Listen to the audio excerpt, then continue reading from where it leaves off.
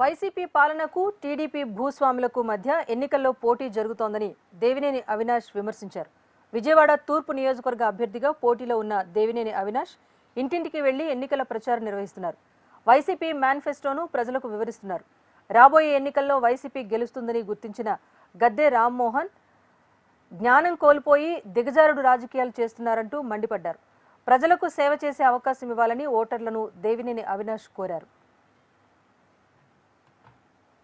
సామాన్య కుటుంబాలు నివసిస్తున్న ఈ ప్రాంతంలో మౌలిక సదుపాయాలు కల్పించడమే లక్ష్యంగా ఈ 5 సంవత్సరాలు జగన్మోహన్ రెడ్డి గారు ఒక నాయకత్వంలో పనిచేస్తున్నారు.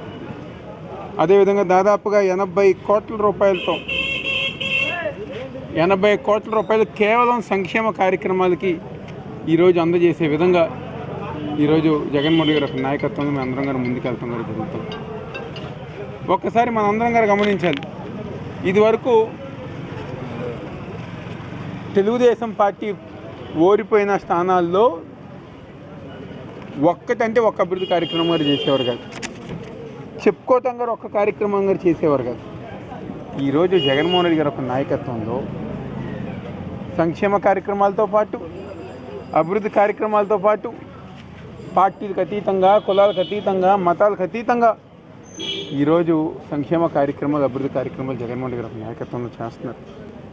గద్దె రామ్మోహన్ ఒకసారి ఎంపీగా, 2 సార్లు ఎమ్మెల్యేగా, ఇంకొకసారి గన్నవరం ఎమ్మెల్యేగా పనిచేసిన గద్దె రామ్మోహన్ తూర్పు నియోజకవర్గాన్ని ఎందుకు వదిలేశారు? ఈరోజు మేము ఏదో చేసామని చెప్పని అబద్ధపు ప్రచారం లేకపోతే అసత్య ప్రచారాలు చేస్తున్నారే. మేము పలానా కార్యక్రమం చేశామని చెప్పిన ఒక్కటన్నా మీరు చెప్పుకోగలరా? మీ రాజకీయ జీవితంలో గద్దె రామ్మోహన్ గారు ఒక రాజకీయ జీవితంలో ఏ ప్రభుత్వంలో అయినా ఎన్నడైనా జగన్మోహన్ రెడ్డి గారు చేసినంత అభివృద్ధి సంక్షేమ కార్యక్రమాలు ఆయన రాజకీయ జీవితంలో ఎప్పుడన్నా చూసారా అని అడుగుతున్నాం.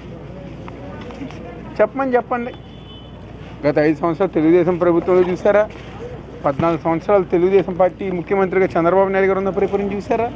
ఇంకా ఏ నాయకుడైనా అధికారంలో ఉన్నప్పుడు ఇంత అభివృద్ధి, ఇంత సంక్షేమం ఏ రోజైనా చూసారా?